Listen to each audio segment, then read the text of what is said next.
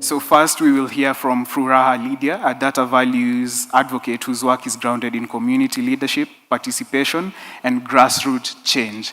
I could read her entire bio, but I feel like it would be more interesting if she told us something that we do not know or that most people don't know about her. So ladies and gentlemen, as Furaha Lydia walks to the stage, a round of applause, and she's right here. Please do not stop clapping until she gets to the stage. Thank you very much. Thank you. Good morning, ladies and gentlemen.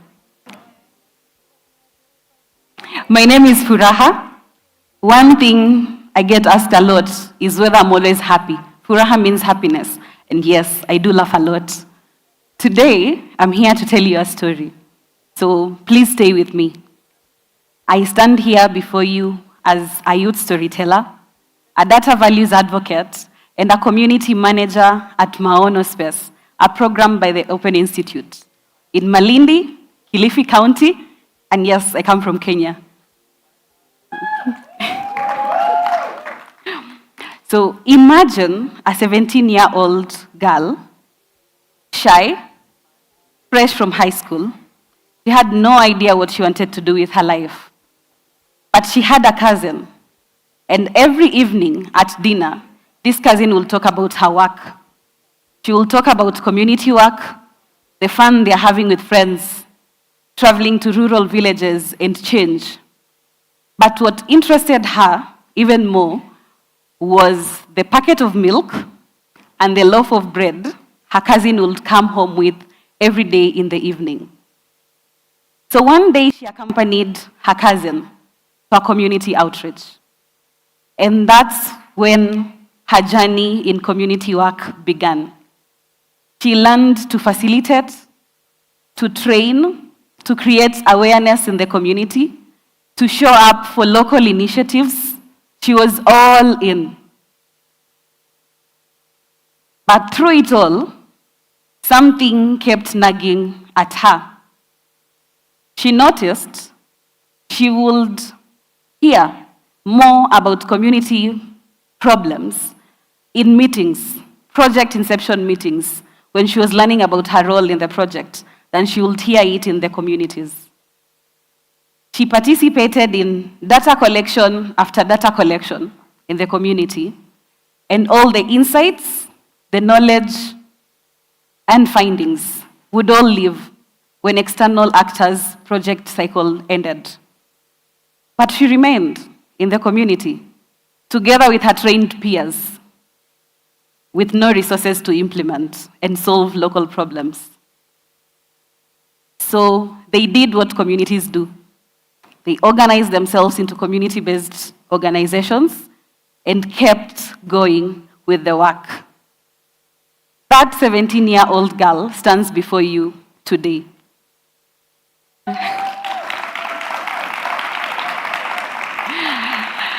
And this is the youth story. It has always been the youth story.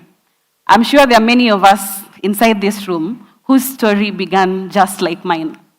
Showing up without being invited, showing up without being paid, showing up without even being believed that you knew what it is that you're doing. Many years later, after my work in the Open Institute, I got to interact with data and really see that it's not that complicated. But through the fellowship for the data values advocate, I got to really learn how to use the tools and how to design programs. And my experience is what inspired Evidence Mkononi, a community project that I led.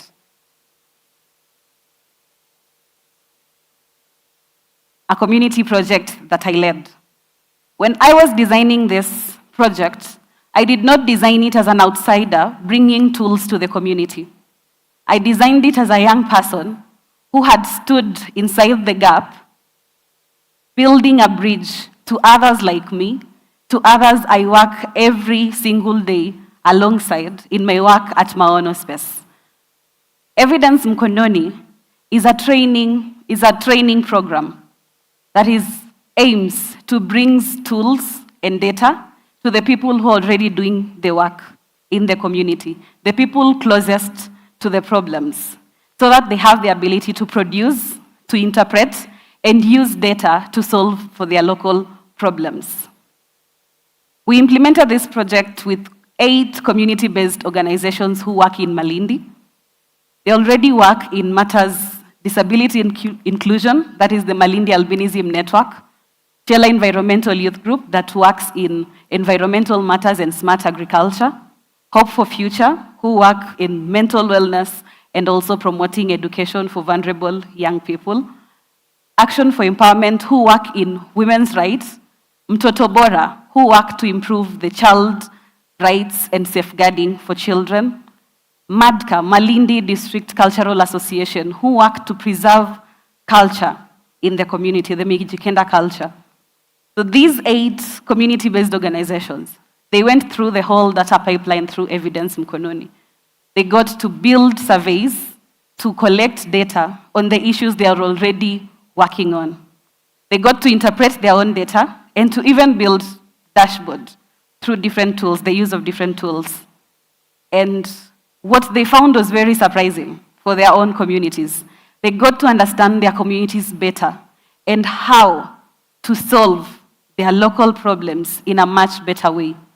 It sharpened their advocacy, sharpened how they now design for their own communities, but most importantly, it built their confidence for them to know that these data tools, when you talk about data, it's not something so far removed from their communities. They got to interpret their own data, and this is what data sovereignty looks like. Not data about communities, but data by communities, owned by them, produced by them, and used by the communities themselves. When you look around Kenya, Africa, and the whole globe, young people are not waiting. Young people are already in their neighborhoods collecting data. Young people are building initiatives and innovations through even mobile phones. Young people are facilitating in their communities, in places with no electricity and with no budgets. They show up even on Saturdays.